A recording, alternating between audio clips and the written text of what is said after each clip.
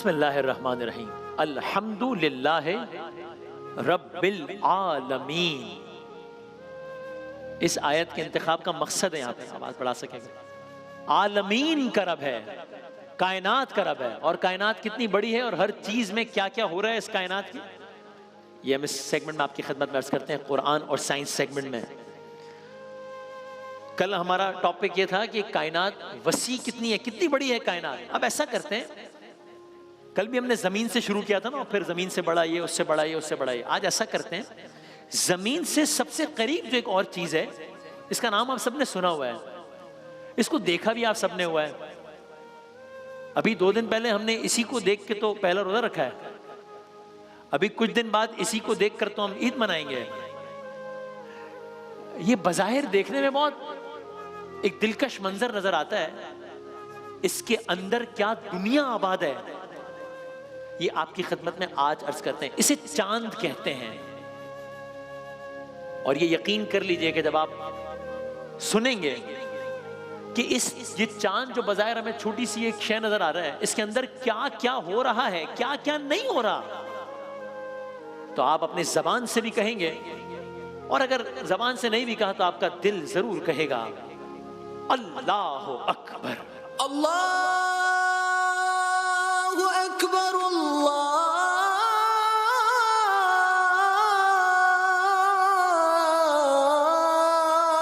अकबर। है चांद, ये हमारी, अगर हम जमीन के बासी है ना सारे, तो हमारा सबसे करीबी साथी चांद है। ये जमीन के साथ ही है, बहुत करीब है जमीन से,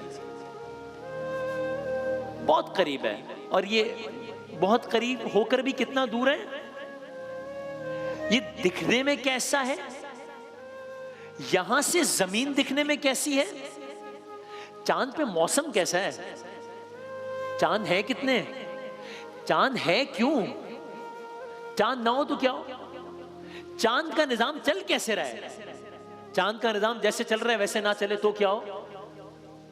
और कुरान ने ये सब कुछ कैसे बता दिया 1400 साल पहले। तब तो ये सारे साइंसदान, एस्ट्रोनॉट, नासा, एलॉन मस्क, ये सब नहीं थे। ये सब हम आपकी खिदमत में आज अर्ज करेंगे। जैसे मैंने कहा, जमीन से ज्यादा दूर नहीं है ये, तकरीबन कोई 4 लाख किलोमीटर दूर है, बहुत करीब है, 4 लाख किलोमीटर दूर है। और ये हर साल जमीन से थोड़ा थोड़ा दूर हो रहा है, 4 सेंटीमीटर दूर हो रहा है हर साल। ये चांद बना कैसे, पहले तो जरा इसमें, ये चांद बना कैसे, ख्याली मंजर क्या होगा जब चांद बना होगा, जरा हम यहाँ कोशिश करेंगे आपको दिखाएं भी। तो ज्यादा तफसील में जाए बगैर, ये आज से कोई किस्सा है, तकरीबन आज से 4.5 अरब साल पहले का। आज से कोई 4.5 अरब साल पहले, 4.5 अरब साल पहले 2 सैयारे थे, वो आपस में टकराए। उन 2 सैयारों के आपस में टकराने से एक और सैयारा बना, उस सैयारे को हम जमीन कहते हैं। और उन्हीं 2 सैयारों के आपस में टकराव के दौरान एक चट्टान अलग हो गई, यही हमारा चांद है। कुछ ऐसा कोई मंजर होगा, कुछ ख्याली तौर पे। शुरू में इस चांद में बहुत हिद्दत थी, बहुत हरारत थी, आग लगी हुई थी इस चांद में, बिल आखिर ये चांद ये शक्ल इख्तियार कर गया।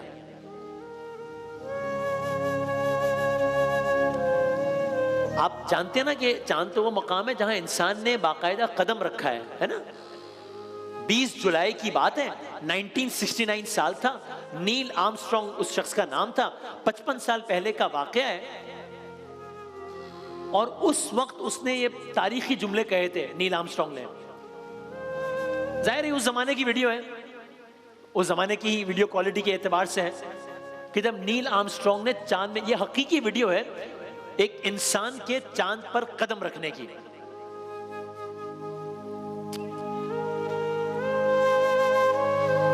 तब नील आर्मस्ट्रॉन्ग ने एक जुमला कहा था, that's one small step for man, one giant leap for the mankind. इंसान का एक छोटा सा कदम है, इंसानियत के लिए बहुत बड़ी छलांग है। सो इस जगह के बारे में, चांद के बारे में हम दूसरी जगहों के बारे में की निस्बत ज्यादा जानते हैं। अब आपको ये वीडियो जितनी भी साफ नजर आ रही हो, जाहिर है पुरानी वीडियो है, 55 साल पुरानी, तो आप देख रहे हैं, जरा थोड़ा सा अगर गौर से देख सके, ये किस तरह चल रहा है नील आर्मस्ट्रॉन्ग। ये वैसे तो नहीं चल रहा जैसे हम जमीन पे चलते हैं। कभी आपने देखा ये अजीब व गरीब अंदाज से आगे चल रहा है, क्यों? ऐसा क्यों है? चांद पे इस तरह क्यों चल रहा है? इसकी वजह यह है कि जमीन पर एक फोर्स है ना, उसको हम कहते हैं कशिश सकल, उसको हम कहते हैं ग्रेविटी। उस ग्रेविटी की वजह से हर चीज जमीन की तरफ वापस आ जाती है, ऊपर जाती है, नीचे आ जाती है। चांद पर ये जो ग्रेविटेशनल फोर्स है, ये जो ग्रेविटी है, ये जमीन से 6 गुना कम है। इसलिए चांद पर जब भी कोई कदम इंसान उठाता है तो वो उस रफ्तार से वापस नहीं आता जैसे जमीन पर वापस आता है। इसलिए मैं ऐसा लहरा के चल रहा है। ये मैंने कह दिया, आपने सुन लिया। अब आपको अंदाजा हो रहा है कि हमारे सैयारे को, यानी कि जमीन को, किस तरह अल्लाह ताला ने हर लिहाज से लिवेबल बनाया है कि इसमें रहा जा सकता है। अगर हमारी जमीन पे भी ग्रेविटी चांद की तरह होती तो हम क्या रह सकते थे? नहीं रह सकते ना, फिर हम भी लहरा रहे होते। तो पता नहीं, और तुम अल्लाह ताला की कौन कौन सी नेमतों को झुटलाओगे? ये भी एक नेमत है ना। जरा ये तो देखें, ये क्या मंजर है। चांद पे नील आर्मस्ट्रॉन्ग गया है, ये इसके कदमों के निशानात हैं। नील आर्मस्ट्रॉन्ग के कदमों के निशानात हैं ये चांद पर। लेकिन ये तो 55 साल पहले गया था चांद पर, अभी तो नहीं गया है। लेकिन चांद पर इसके कदमों के निशानात आज भी मौजूद हैं। 55 साल पहले गया था। अगर आज अभी इस वक्त भी कोई चांद की तस्वीर लेगा तो नील आर्मस्ट्रॉन्ग के कदमों के निशानात वहां पड़े होंगे आज भी।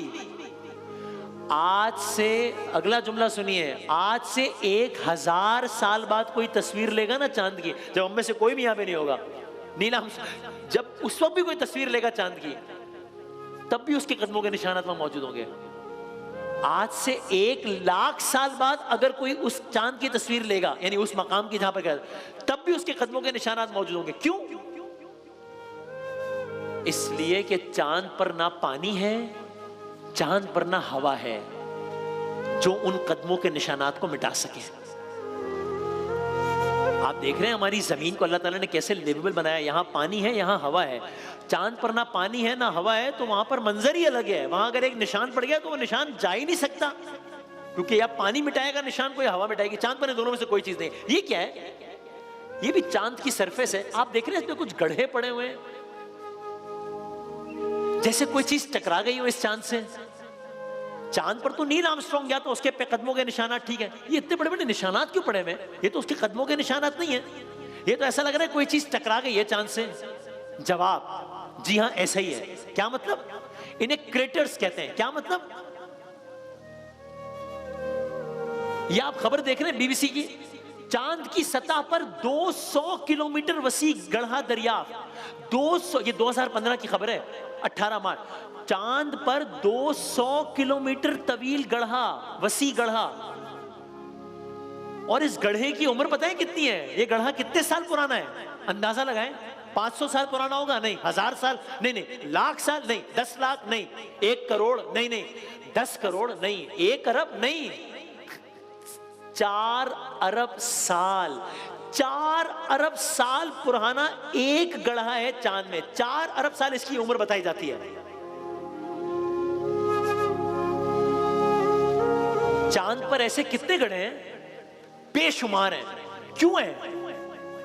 इसलिए है कि खला में हर तरफ बड़े बड़े पत्थर हैं, बड़ी बड़ी चट्टानें हैं। वो चांद से टकरा जाती हैं, ये चांद से टकराते हैं और यूं चांद पर गढ़े पड़ते चले जाते हैं, पड़ते चले जाते हैं।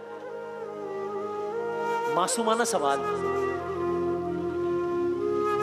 अगर ये चांद है तो ये जमीन है ना, साथ ही तो है, इतना करीब तो है। और खला में पत्थर बरस रहे हैं, चट्टानें बरस रही हैं, जो चांद से टकरा रही हैं, चांद पे गढ़े पड़ रहे हैं। तो अगर यही चट्टान जमीन से टकरा जाए तो क्या होगा? अगला सवाल, अगला सवाल। ये सारी बड़ी बड़ी चट्टानें चांद से टकरा रही हैं, जमीन से नहीं टकरा रही। जमीन साथ ही तो है, तो चांद से क्यों टकरा जाती हैं और जमीन से क्यों नहीं टकरा जाती?